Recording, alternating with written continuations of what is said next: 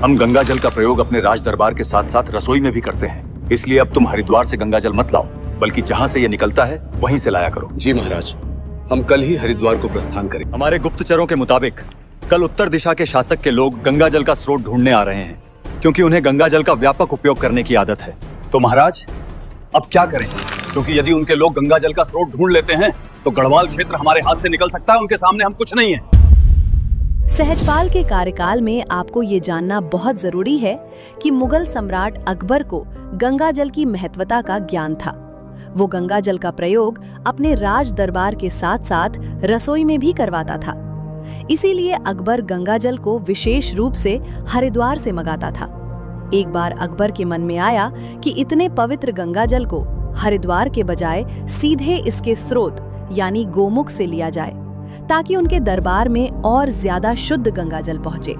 इसीलिए अकबर ने अपने मुगल सैनिकों को गंगा जल के स्रोत का पता लगाने के लिए भेजा।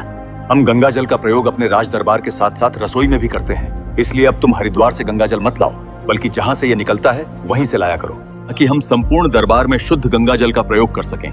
इसीलिए इस स्रोत का पता करके आओ। जी महाराज, हम कल ही हरिद्वार को प्रस्थान करेंगे। दोस्तों, ये जमाना 1556 का था।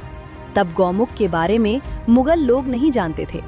इसीलिए जब ये खबर पवार शासक सहजपाल को पता चली तो वो घबरा गए, क्योंकि वो जानते थे कि अगर मुगल सम्राट अकबर को गोमुख का पता चल गया तो वो अपने साम्राज्य को गढ़वाल तक फैला देंगे और पवार शासन का अंत हो जाएगा। क्योंकि दोस्तों, मुगलों से लड़ाई करना मौत को दावत देने के बराबर था।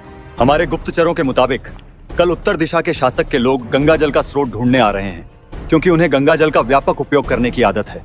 तो महाराज अब क्या करें? क्योंकि यदि उनके लोग गंगा जल का स्रोत ढूंढ लेते हैं तो गढ़वाल क्षेत्र हमारे हाथ से निकल सकता है। उनके सामने हम कुछ नहीं है। तुम चिंता मत करो सेनापति, क्योंकि कल मैं उन्हें गढ़वाल की चढ़ाई करने से पहले ही रोक लूंगा। मेरे मन में एक योजना है, उम्मीद है वो काम कर जाएगी। तो जब सहजपाल को पता चलता है तो वो तुरंत मुगलों के खोजकर्ता सैनिकों को बीच में ही आदर पूर्वक रोक देते हैं और एक चालाकी करते हैं। वो कहते हैं कि हमने सम्राट अकबर के साथ संधि की है, जहां उनके साम्राज्य के लोग स्वयं गोमुख से गंगा जल का पानी उनके दरबार में ले आएंगे। अकबर के खोजकर्ता सैनिक मान जाते हैं और वापस आगरा की तरफ चले जाते हैं।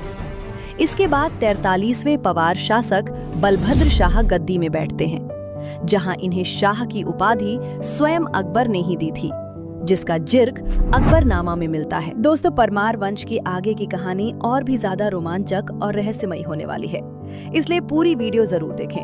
वीडियो की लिंक आपको कैप्शन में मिल जाएगी, या फिर नैनीताल मेनिया यूट्यूब चैनल पर जाकर इस पूरी वीडियो को देख सकते हैं। और हाँ, जाते जाते फॉलो और लाइक करना बिल्कुल मत भूलना।